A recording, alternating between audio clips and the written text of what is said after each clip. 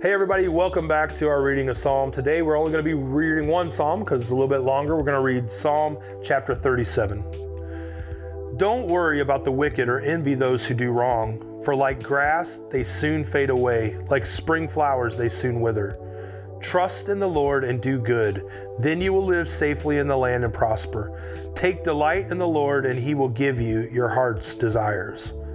Commit everything you do to the Lord, trust Him and He will help you. He will make your innocence radiate like the dawn, and the justice of your cause will shine like the noonday sun. Be still in the presence of the Lord and wait patiently for Him to act. Don't worry about evil people who prosper or fret about their wicked schemes. Stop being angry. Turn from your rage. Do not lose your temper, it only leads to harm. For the wicked will be destroyed, but those who trust in the Lord will possess the land. Soon the wicked will disappear. Though you look for them, they will be gone. The lowly will possess the land and will live in peace and prosperity. The wicked plot against the godly. They snarl at them in defiance, but the Lord just laughs, for He sees their day of judgment coming. The wicked draw their swords and string their bows to kill the poor and the oppressed, to slaughter those who do right.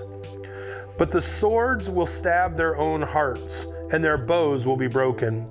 It is better to be godly and have little than to be evil and rich. For the strength of the wicked will be shattered, but the Lord takes care of the godly. Day by day the Lord takes care of the innocent, and they will receive an inheritance that lasts forever. They will not be disgraced in hard times. Even in famine they will have more than enough. But the wicked will die. The Lord's enemies are like flowers in a field. They will disappear like smoke. The wicked borrow and never repay, but the godly are generous givers. Those the Lord blesses will possess the land, but those He curses will die. The Lord directs the steps of the godly.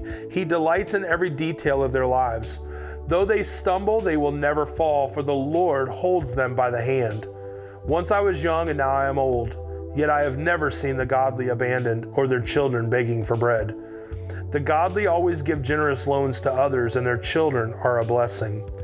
Turn from evil and do good, and you will live in the land forever. For the Lord loves justice, and He will never abandon the godly. He will keep them safe forever, but the children of the wicked will die. The godly will possess the land and will live there forever. The godly offer good counsel. They teach right from wrong. They have made God's law their own, so they will never slip from His path.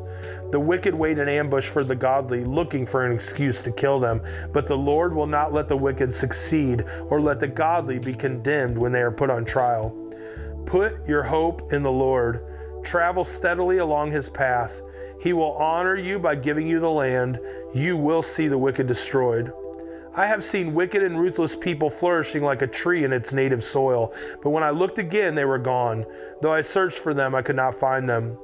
Look at those who are honest and good, for a wonderful future awaits those who love peace.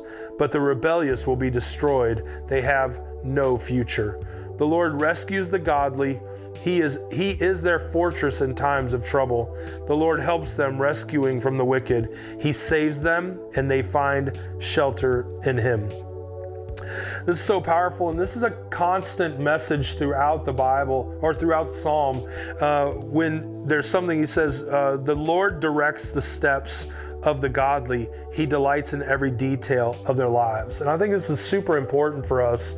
I always tell people, He's a lamp to my feet and a light to my path, and that doesn't sound very far ahead, and I'm okay with that, because He directs the steps of the godly. And some of you in this moment, you're waiting for the next steps, and God's just saying, step. I don't know if you ever saw the movie with Indiana Jones, where it's like, you can't see the step in front of you until you step and touch it. And every time you step and touch it, the rock appears. And one of the things that I've learned is, as I pray and as I seek the Lord and have the mind of Christ, I'm going to continually move ahead. And the Lord told me one time, He said, I can't steer a parked car. I need you to move and you let me steer. Let me direct you, right?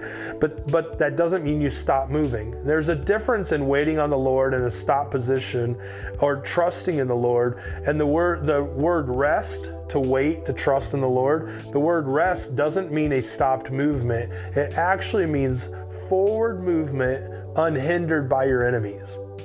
When he would tell the people, when he would tell the Israelites, he would say, I'm going to give you rest from your enemies. I would give you rest. That didn't mean that they weren't going to move forward and continue to go. That means their enemies were no longer going to hinder their movement, and God was going to direct their path. And so I want to encourage you today. Some of you are just in a sitting pattern, waiting for God to tell you what to do, but he wants faith, and then you got to trust that he'll direct you, that he'll close the doors that need to be closed, he'll open the ones that need to be opened. And I'm going to encourage you to step out today for the steps. Listen to what it says right here. The Lord directs the steps of the godly. It doesn't say he steps for you. He just says it directs the steps. So we'd love to hear what God's speaking to you in this. Make sure you're underlining, highlighting, and then let us know, what does God say to you about chapter 27 or 37 or whatever chapter we're on right now.